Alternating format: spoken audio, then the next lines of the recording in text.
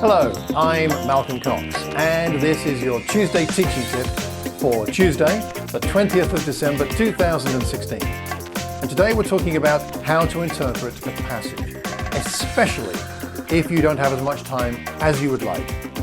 Many of us are blessed with having hours or even days to think about and prepare a lesson. We have many resources, but some of us, we're very time-strapped and we don't have as much time as we'd like, but still we want to do a good job interpreting a passage. We don't want to be superficial, and we don't want to be just saying the first thing that comes out of our head when we talk about a passage with people, when we're preaching and teaching. How do we do that? How do we, when we don't have much time, how do we prepare well? So I've got some ideas for you that are inspired by a book I've been reading and mentioned a few times, Preaching with Humanity by Wright and Stevenson. And we'll come to some ideas from them that I think you might find helpful. Just to begin with, here's a quote from page 78 on which we will base our tips today. 4 main tips. Someone called Ron Boyd McMillan said this: I go through the passage 4 separate times, 4 different ways. I usually do 15 minutes for each segment. First, I go through the passage with the mind, noting the who, what, where, when, and so on, just fixing the facts of the passage in my mind. Secondly, I go through the passage with the body, using my 5 senses. Thirdly, I go through the passage with my feelings, especially entering a character's point of view. Finally, I go through the passage with my spirit, asking the question, what is God saying to me through this text? So we're going to explore these 4 areas to help us interpreting a passage. Firstly, the mind. Now I'm going to use all my examples from Luke chapter 15, but the mind first of all. As we think about Luke 15, which I preached on recently, going through the who, what, where, when, and why of this passage can be very helpful. The thing that I noticed as I read through the passage and thought about it in particular was the significance of the drama of the father later on in the passage going out from the party to speak to his older son. The younger son has come home. There's a big party going on. The fattened calf has been killed. It's a great time of celebration of the reconciliation that's happened. The older son won't go in, so he's standing outside, separated, just as much as the younger son was separated, by a greater distance, granted, when he left, but still, even though it's a shorter distance, the older son is still separated just as much, and the father goes out to him. An extraordinary thing in that culture, of course, he goes out and pleaded with him. And I try to picture in my mind's eye that separation and the father deciding, I'm going to leave my guests, I'm going to leave the younger son, I'm going to leave the building and the party, and I'm going to go out. That geography of moving out I thought was very significant in the passage. So that's something that struck me. What do you see? Maybe the next passage you look at, what do you see in terms of the who, what, where, when, and why? Secondly, the senses.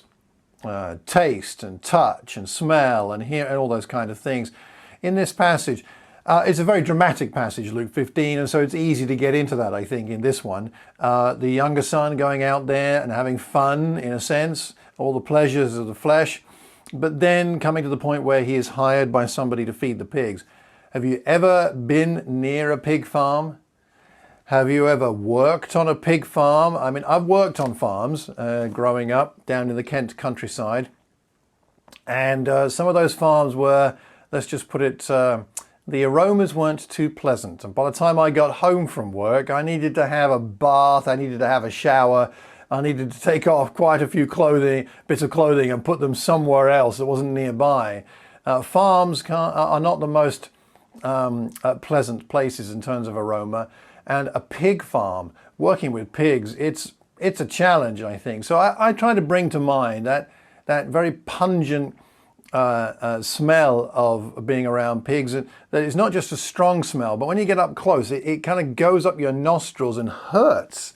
I mean, it's actually, I can remember it hurting my nose, these kinds of smells, and that thought of what it was like for him.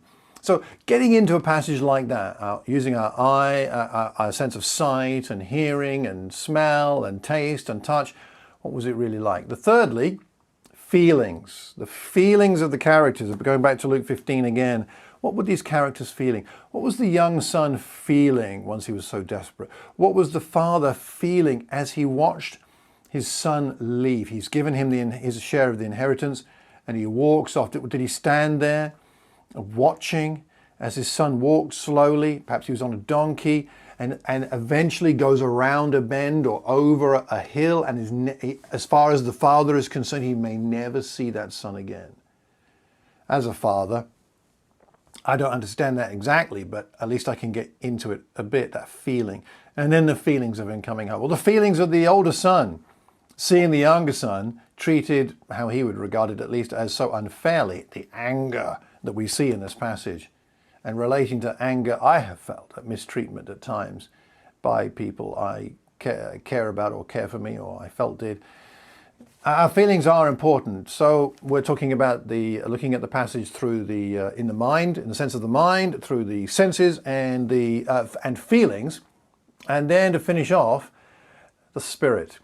What is the spirit saying as we read through the passage? And this is where I think simply taking the time to read it well is very important. To read it carefully, to read it slowly, and let God speak to you in a quiet place, without distraction. Perhaps if you're in the house in a quiet room, or perhaps you can go outside into a wood, or somewhere in a garden, or somewhere just quiet to listen, to read and think and listen. And as I read this passage, the more and more I read it, the more and more I asked and prayed, God, what's this for me? The more the older son stuck out at me, and someone who sometimes he did not celebrate when God celebrated. And I think sometimes I get too competitive and I get too concerned about how I look rather than what pleases God. And that's what struck me. I think God was saying, celebrate with me. Everything that's good, celebrate with me. So, 4 stages of interpretation there. The chap in the book says he spends 15 minutes on each. Can you spend at least 15 minutes on each? Perhaps you could only spend 10 minutes. Perhaps you could spend half an hour on each. Whichever. What do you think of those 4 stages of interpretation? Does that help you in thinking about how you might interpret the next passage you get the opportunity to preach or teach? Looking at the passage through your mind, through your senses, through your feelings, and then allowing the Spirit to speak to you before you then decide what to preach and how to preach it or teach it. In the end, it's about getting our imagination involved. We need to look for what's already in the passage, but looking at it using our imagination, which is a gift that God has given us. And I think that helps us to really dig into a passage, especially if it's one you've read once or twice before. But get your imagination juices going through this 4-step process. What are your thoughts about that? What helps you to interpret a passage well?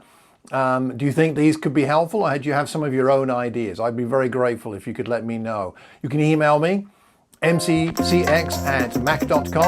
or you can leave a message anywhere you hear or see this recording. And by the way, if you've subscribed to these recordings, thank you ever so much.